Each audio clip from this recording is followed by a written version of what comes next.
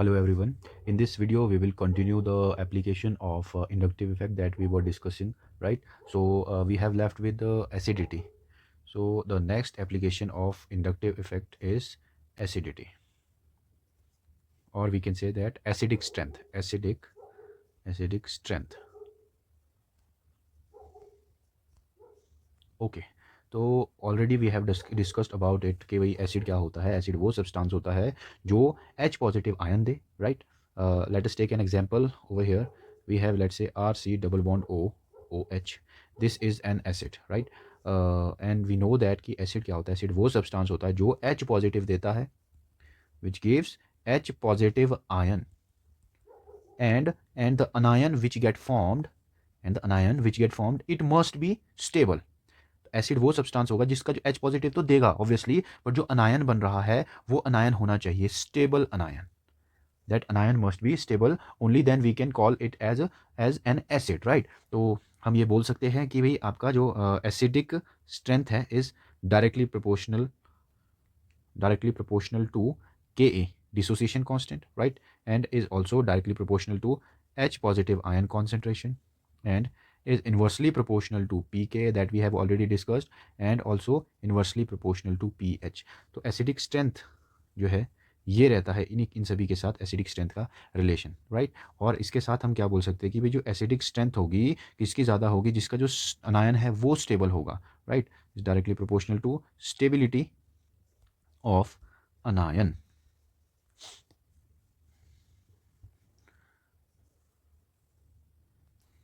Right. तो अगर हम यहाँ पर देखें हमारे पास जो अनायन बना, अनायन है हमारे पास RC double bond O negative, right.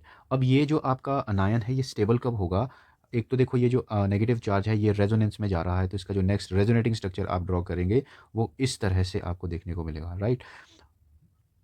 Because of resonance ये जो आपका नेगेटिव चार्ज है ये डीलोकलाइज कर रहा है इन दोनों कार्बन, इन दोनों ऑक्सीजन पे. और हमें पता है कि कोई भी चार्ज अगर स्टैटिक है, एक जगह फिक्स है, तो वो अनस्टेबिलिटी क्रिएट करता है. बट अगर कोई चार्ज घूम रहा है, वो चाहे पॉजिटिव चार्ज हो वो चाहे नेगेटिव चार्ज हो, तो वो क्या होता है, वो स्टेबलाइजेशन कॉज करता है. तो याद रखना जी, अगर आपके पास ये देख रहे हो आप यहाँ पर अल्काइल ग्रुप, इस अल्काइल ग्रुप के साथ अगर कोई ऐसा फैक्टर लगा हुआ हो जो इस नेगेटिव चार्ज को यहाँ पर कम करेगा. मैं फिर से बोलूँगा, अगर इस अल्काइल ग्रुप में कोई ऐसा ग्रुप लगा हुआ हो जो इस नेगेटिव चार्ज को यहाँ पे कम करेगा, वो इसे स्टेबलाइज करेगा. ऑब्वियसली जो खींचेगा इस इलेक्ट्रॉन को, यहाँ पे इलेक्ट्रॉन डेंसिटी को कम करेगा, तो वो उसको स्टेबलाइज करेगा. तो हम ये कह सकते हैं जो एसिडिक स्ट्रेंथ है is also directly proportional to minus I effect and is inversely proportional to plus I effect.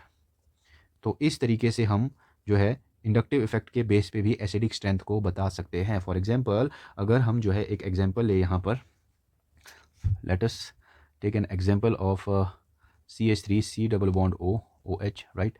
और एक हम लेते हैं यहाँ पे chlorine CH3C double bond OH. हमें कंपेयर करने को बोल दिया जाता है इन दोनों की एसिडिक स्ट्रेंथ कौन ज़्यादा एसिडिक होगा. हमने करना क्या है, सबसे पहले इसको डिसोसिएट कर लेंगे, राइट. ये ऑल्दो इट ये जो आपका एसिड होगा ये वीक एसिड होता है, organic acids are generally weak acid. तो ये हो जाएगा आपके पास CH3C double bond O negative plus H positive. Similarly यहाँ पर chlorine CH3C double bond O negative plus H positive. ये जो अनायन अब आपके पास यहाँ पे बना, हमने देखना कि इन दोनों में से किसका अनायन ज़्यादा स्टेबल है. जिसका हुआ अनायन ज़्यादा स्टेबल मतलब वो ज़्यादा एसिडिक होगा. तो हम यहाँ पे अगर गौर से देखें, यहाँ पे क्या है आपके पास, ये है आपके पास electron withdrawing group. This is electron withdrawing group. ये इलेक्ट्रॉन खींचेगा, ये इसे खींचेगा और ये यहाँ से ऐसे करके खींचेगा. मतलब ये क्या कर रहा है, इसको स्टेबलाइज कर रहा है. आपने क्या देखना है, इलेक्ट्रॉन विड्रॉइंग ग्रुप देखना है. Acidic strength is directly proportional two electron withdrawing group and is inversely proportional two electron donating group. बस ये चीज़ अगर आपको पता है तो आपके क्वेश्चन बन जाएंगे. तो अगर हम यहाँ पर देखें इस क्वेश्चन का आंसर अगर हम करें तो हमें क्लियरली पता चल जाएगा. अगर मैं इसको A मानूँ, इसको मैं B मानूँ, तो जो एसिडिक स्ट्रेंथ है वो B की ज़्यादा होगी एज कम्पेयर टू A. ऐसा क्यों, because of anion stability. This anion will be more stable. No doubt ये भी स्टेबल होगा because of resonance, but resonance तो यहाँ पर भी है. तो हमने देखना होगा कि इसमें ऐसा क्या अलग है जो इसको इससे यूनिक बना रहा है. वो है आपका this group. Because of this group this acid is this anion will be more stable, hence this will be the more acidic than the above one. अब हमारे पास एक ट्रिक है जिसको यूज़ करके हम इंडक्टिव इफेक्ट के थ्रू एसिडिक स्ट्रेंथ बता सकते हैं. वो एसिडिक स्ट्रेंथ ही नहीं, हम जो है स्टेबिलिटी भी बता सकते हैं, कार्बोकेटाइन की स्टेबिलिटी बता सकते हैं कार्बन आयन की। तो वो आपके पास ट्रिक क्या है वो देखते हैं। ट्रिक का नाम है जी DNP रूल। DNP रूल है इस ट्रिक का नाम। इसको कैसे करना है अप्लाई, ये होता क्या है DNP रूल, वो चीज़ हम देखते हैं वन बाय वन। DNP में D का मतलब है जी डिस्टेंस। आपने सबसे पहले चेक करना है डिस्टेंस। कैसे चेक करना है वो सारी चीज़ें हम अभी डिस्कस करते हैं। हमें पता है जो इंडक्टिव इफेक्ट होता है ये डिस्टेंस डिपेंडेंट होता है, राइट। ये होता है आपके पास डिस्टेंस डिपेंडेंट। जैसे जैसे डिस्टेंस बढ़ेगा इंडक्टिव इफेक्ट क्या होता है, इन्वर्सली प्रोपोर्शनल होता है डिस्टेंस के। ठीक है जी। जैसे जैसे डिस्टेंस बढ़ता है वैसे वैसे इंडक्टिव इफेक्ट कम होता जाएगा होता जाएगा होता जाएगा। फॉर एग्जांपल अगर हम बात करते हैं यहाँ पर CH3 CH2 CH2 CH2 Cl, तो ये वाला जो कार्बन है आपके पास, इसमें इंडक्टिव इफेक्ट ज़्यादा लगेगा। ये पार्शियल नेगेटिव, इस पे पार्शियल पॉजिटिव, है ना। ये सेकंड कार्बन हो गया, है ना। ये आपके पास सेकंड कार्बन है, इस पे जो आपका इंडक्टिव इफेक्ट लगेगा वो इसके मुकाबले थोड़ा कम लगेगा। इस वाले में जो और कम लगेगा, इस वाले में और कम लगेगा, राइट। तो ये डिस्टेंस डिपेंडेंट होता है। सबसे पहले हम चेक करेंगे डिस्टेंस। दूसरे नंबर पे हम क्या चीज़ देखते हैं, दूसरे नंबर पे हम देखते हैं एन से है नंबर ऑफ ग्रुप। एन से क्या देखेंगे हम, नंबर्स ऑफ ग्रुप्स।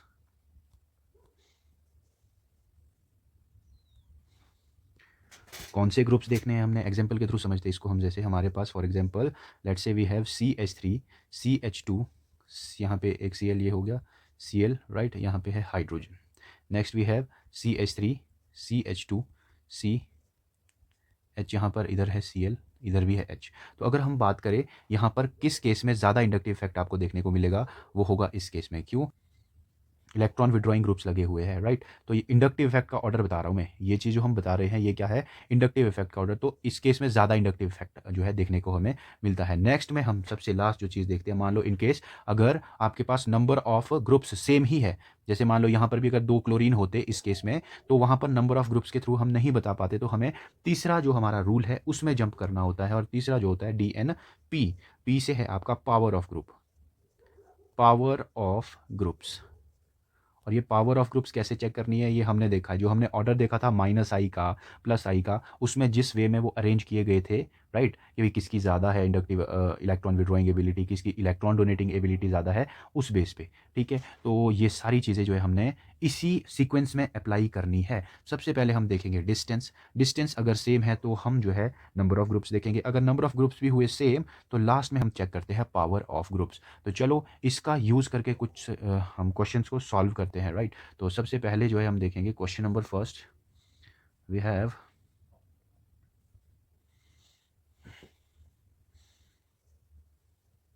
हमने बताना है जी एसिडिक स्ट्रेंथ।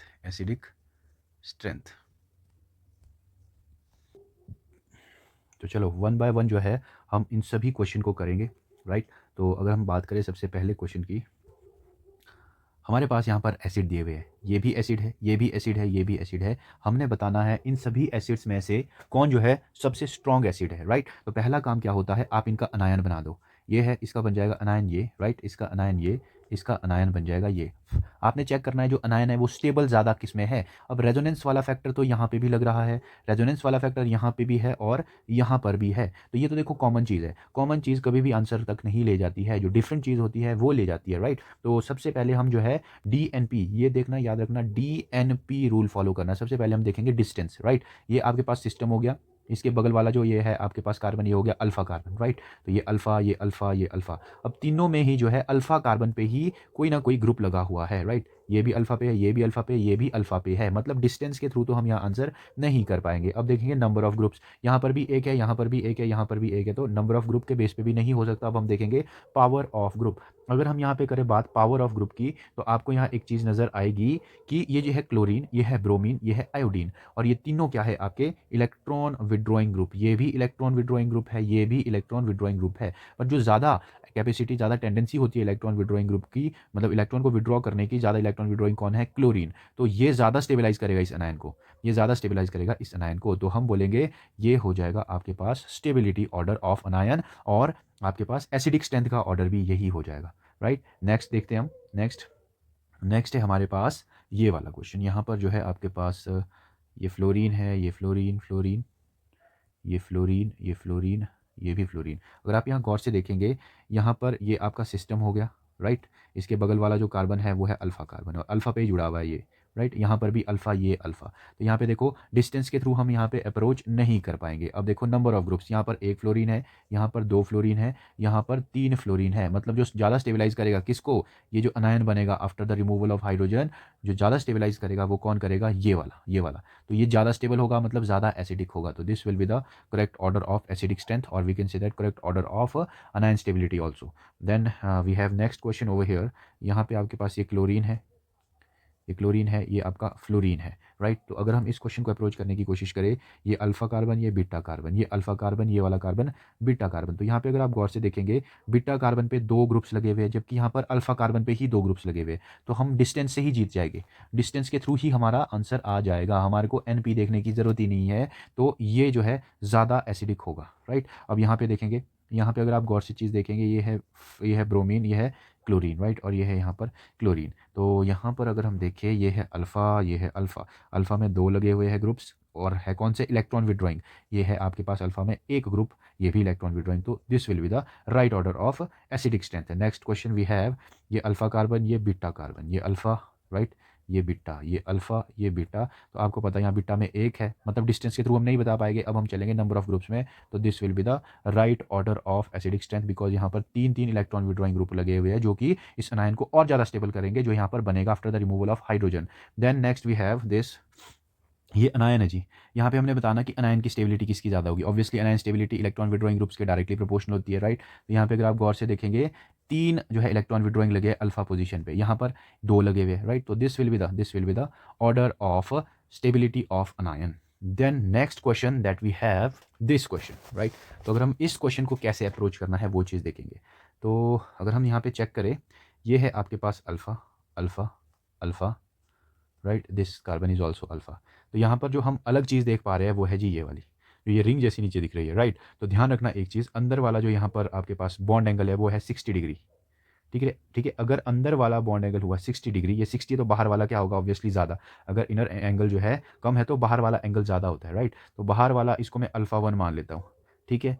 यहाँ पर जो है इसको मैं अल्फ़ा 2 मान लेता हूँ। चलो अल्फ़ा नहीं, अल्फ़ा हम ये ऊपर मान चुके, हम जो है थीटा मान लेते हैं, इसको थीटा 1, इसको थीटा 2 मान लेते हैं, इसको थीटा 3 मान लेते हैं, इसको थीटा 4 मान लेते हैं। तो हम अगर बात करें यहाँ पर, ध्यान से सुनिएगा, अगर हम बात करें यहाँ पर, ये जो एंगल है थीटा, ये ज़्यादा है as compare to this, as compare to this, as compare to this, right. हमें पता है यहाँ पे कितना होगा, 90 डिग्री होगा, राइट। यहाँ पर कितना होगा बॉन्ड एंगल, ये यहाँ पर I think 107 degree Celsius, not Celsius sorry, 107 degree. यहाँ पर कितना होगा, 120 डिग्री। अब आप यहाँ पर देखो, इनर एंगल जो है इधर से इधर को चलने पर इंक्रीज हो रहा है। अगर इनर एंगल हुआ इंक्रीज, तो जो आउटर एंगल है वो होगा डिक्रीज, राइट। तो यहाँ पर अगर मैं एंगल के बारे में बात करूँ, जो थीटा 1 है वो ज़्यादा होगा थीटा 2 से, थीटा 4 ज़्यादा होगा, sorry theta 3, then theta 4, right. तो ये रहेगा यहाँ पर किसका, बॉन्ड एंगल का। और हमें पता है bond angle is directly proportional to percent S character and is further also directly proportional to electronegativity. तो जितना ज़्यादा बॉन्ड एंगल होगा आउटर वाला, उतनी ही ज़्यादा इलेक्ट्रोनेगेटिविटी होगी, राइट, उतनी ज़्यादा इलेक्ट्रोनेगेटिविटी होगी। तो हम ये चीज़ बोल सकते हैं, बाहर वाला एंगल यहाँ पे ज़्यादा है, बाहर वाला एंगल अगर यहाँ पे ज़्यादा, तो इलेक्ट्रोनेगेटिविटी इस वाले कार्बन की ज़्यादा, इस वाले कार्बन की ज़्यादा होगी, नॉट इस वाले कार्बन की। मतलब ये खींचेगा इलेक्ट्रॉन ज़्यादा। जब इलेक्ट्रॉन ज़्यादा खींचेगा तो हम बोल सकते हैं कि जो यहाँ अनायन बनेगा ये ज़्यादा स्टेबल होगा, ये जो अनायन बनेगा ये ज़्यादा स्टेबल होगा, क्योंकि इलेक्ट्रोनेगेटिविटी जो है इसकी ज़्यादा है एज़ कम्पेयर टू ये वाले यहाँ पर, एज़ कम्पेयर टू इसकी इलेक्ट्रोनेगेटिविटी। सो इसका जो राइट ऑप्शन जो हमारे पास रहेगा वो क्या रहेगा, ये वाला जो आपका अनायन है वो ज़्यादा स्टेबल होगा, तो एसिडिक स्ट्रेंथ इसकी ज़्यादा होगी देन इसकी, right. Then next question that we have here, ये वाला सेम, इसको भी हमने बॉन्ड एंगल के थ्रू ही आंसर करना है। अगर हम बात करें ये वाला बॉन्ड एंगल थीटा 1, राइट, ये ज़्यादा होगा। बॉन्ड एंगल अगर हुआ ज़्यादा तो इलेक्ट्रोनेगेटिविटी भी होगी ज़्यादा। अगर इलेक्ट्रोनेगेटिविटी होगी ज़्यादा तो ये जो नेगेटिव चार्जेस को खींचेगी ये रिंग अपनी ओर ज़्यादा। जब इसको खींचेगी अपनी ओर ये रिंग ज़्यादा, तो ये जो इलेक्ट्रॉन डेंसिटी यहाँ पे कम होगी इस वाले कार्बन पे, जो कि इसको स्टेबलाइज करेगा। तो this will be the right answer of stability of anion here, right. Next जो है हमारे पास वो आता है स्टेबिलिटी ऑफ कार्बोकेटाइन, यहाँ पर कि भाई इनको कैसे अप्रोच करना है। ध्यान रखना जी, यहाँ पर एक कॉन्सेप्ट लगता है डांसिंग रेजोनेंस का, ठीक है। ये जो आपके पास रिंग होती है, ये 3 मेंबर रिंग जो है ये अनस्टेबल होती है, ठीक है। तो यहाँ पर होता क्या है, वेट अ सेकेंड,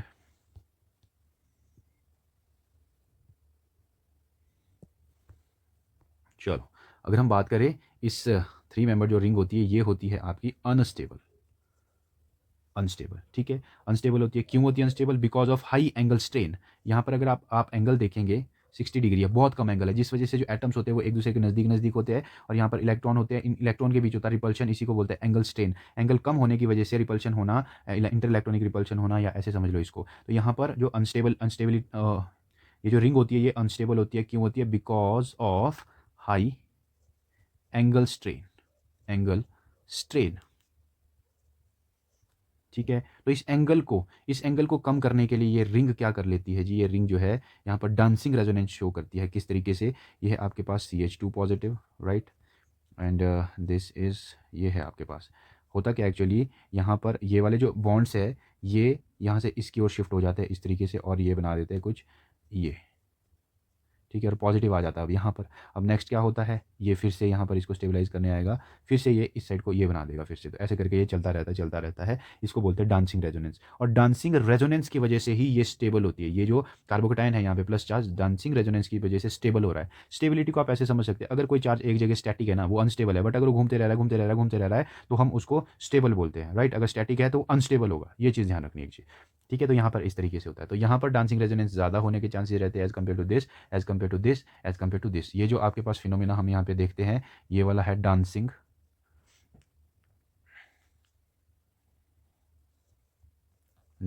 रेजोनेंस, ठीक है। ये जो डांसिंग रेजोनेंस होता है इसको आप सिग्मा रेजोनेंस भी बोलते हैं। सिग्मा रेजोनेंस, सिग्मा रेजोनेंस बोले क्यों बोलते हैं? क्योंकि यहाँ पर सिग्मा बॉन्ड जो है वो रेजोनेंस कर रहे होते हैं, that's why we call it as sigma resonance, ठीक है। नेक्स्ट जो है आपके पास 2 क्वेश्चन रहते हैं हमारे, इन क्वेश्चंस को भी अप्रोच कर लेते हैं जल्दी से। इनको कैसे अप्रोच करना है, अगर हम यहाँ पे इस पे देखें, है ना, यहाँ पर जो बॉन्ड एंगल होगा ये लोन पेयर है, एक्स्ट्रा इलेक्ट्रॉन्स है ऑब्वियसली, एक्स्ट्रा इलेक्ट्रॉन्स हो गए तो ये लोन पेयर की फॉर्म में यहाँ पे हम इसको डिनोट कर सकते हैं। तो यहाँ पर बॉन्ड एंगल कैसा होगा? अगर अंदर बॉन्ड एंगल कम है तो बाहर बॉन्ड एंगल ज़्यादा, बाहर बॉन्ड एंगल ज़्यादा, तो आपको पता है bond angle is directly proportional to electronegativity. अगर बॉन्ड एंगल हुआ ज़्यादा बाहर तो इलेक्ट्रोनेगेटिविटी होगी ज़्यादा, तो ये ज़्यादा स्टेबल होगा, ये देखो, ठीक है। बट अगर हम करें यहाँ पर इसकी बात, तो ये इसका जस्ट अपोजिट हो जाता है ना, इसका जस्ट अपोजिट होता है। तो यहाँ पर ये वाला एक स्पेशल केस है, ये ध्यान रखना है, ये इंपॉर्टेंट है। यहाँ पर कुछ और ही लगता है, तो याद रखना ये चीज़, क्योंकि अभी अगर हम देखें ना यहाँ पे, ये देखो अनायन जो है, अनायन की स्टेबिलिटी का ऑर्डर ये है, और कटायन की स्टेबिलिटी का ऑर्डर उसका जस्ट अपोजिट होता है जनरली, बट यहाँ पर जो है ऐसा फॉलो नहीं हुआ है। यहाँ पर डांसिंग रेजोनेंस की वजह से ये कॉन्सेप्ट ज़रा थोड़ा उल्टा हो गया है। तो ये हमने क्या देखा, एसिडिक स्ट्रेंथ किस तरह से हम देखते हैं इंडक्टिव इफेक्ट के थ्रू, वो चीज़ जानी, और हमने जो है 11 एक क्वेश्चन भी यहाँ पर अप्रोच किए, किस तरह से हमने हर चीज़ को देखा, और ये जो DNP रूल है उसको कैसे अप्लाई करना है वो चीज़ भी हमने यहाँ पर देखी। आई होप आप ये समझे होंगे। Thank you very much.